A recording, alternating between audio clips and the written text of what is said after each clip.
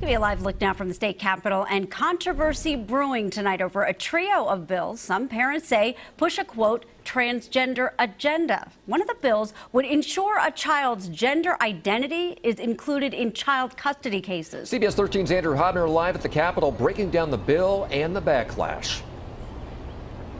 Yeah, guys, so the bill in question is Assembly Bill 957, which essentially, when a judge is making a determination in the family court system about giving custody to one parent or another, one of the criteria included in the health, safety, and welfare of a child would be a parent's affirmation of a child's chosen identity. That's if this bill was codified into law. Opponents say that if a parent does not affirm their child's identity, they can be charged with child abuse. But the bill's author says that that's a misconception, and this bill is solely about helping marginalized groups. Thank you. It was an emotional gathering on the Capitol grounds. Please, I don't want any parent to feel what I feel every single day of my life.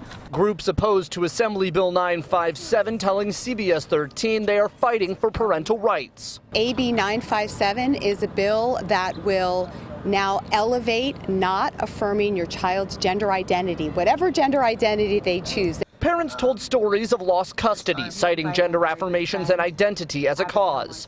I will support him in who he is.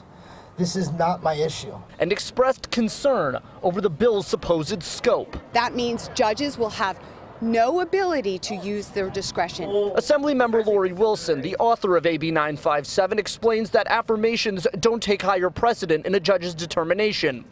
We are giving our judges tools by which to measure health, safety, and welfare. And plans to address unintended consequences in committee, such as the potential weaponization of kids in heated custody fights. This is not intended to create a sliding scale for our parents who are affirming their children.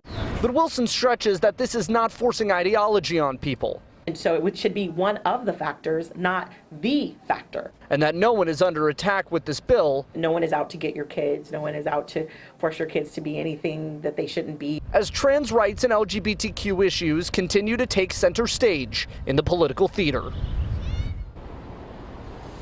So the bill just went through the state Senate Judiciary Committee today. That was at 1:30 this afternoon. There's still a few more steps if it were to be codified into law by Governor Gavin Newsom.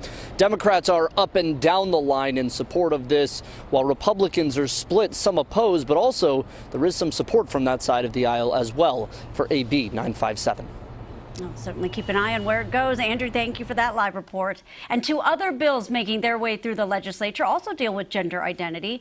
AB 665 would change an existing law that allows minors 12 and older to receive mental health counseling or therapy without parental consent. That's scheduled for a hearing next week. And then AB 223 would seal petitions to change gender or sex identifiers for anyone younger than 18.